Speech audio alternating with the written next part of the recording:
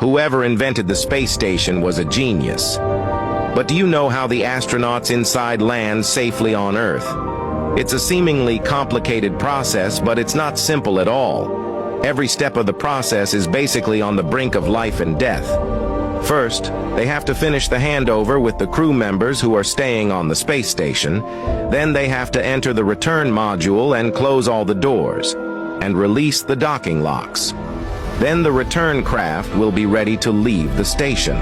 The spacecraft will gradually move away from the station. When they're far enough apart, they'll start firing the thrusters and the braking engines. The spacecraft will then reduce its speed and gradually lower its trajectory in order to enter the atmosphere in a descending trajectory.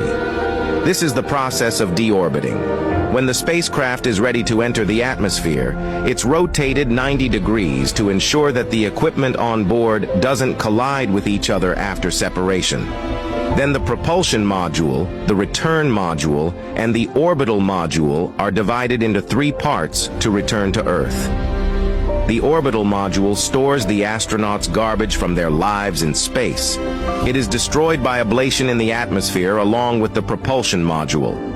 And the bottom of the return capsule, where the astronauts ride, is designed with a special heat-insulating material. It can withstand the 1,000 to 2,000 degrees Celsius flames that ignite when the capsule rubs against the atmosphere, to ensure that the astronauts don't suffer from the heat. This allows the capsule in the atmosphere to be affected by air resistance. Although it slows down gradually, it still rubs violently against the air. The friction can ignite a flame that's 1,000 to 2,000 degrees plasma forms around the perimeter of the capsule, and it can block radio signals. So the astronauts will lose contact with the ground command center for about 5 minutes and enter what we call the blackout zone. Astronauts not only have to endure a huge psychological pressure that no one else can bear. Secondly, due to working in a weightless environment for a long time, now that they're returning to Earth, they'll have to withstand the sudden impact of gravity, which may cause some physical discomfort. When the capsule is about 10 kilometers from the ground, the parachute cover will be opened automatically. Then the 4 different parachutes will open one by one to slow down the descent. The bottom heat shield will separate.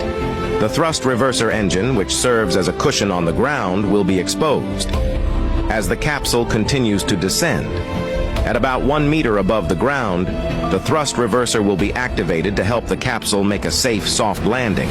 Finally, the heroes inside the capsule just have to wait for the ground searchers to arrive.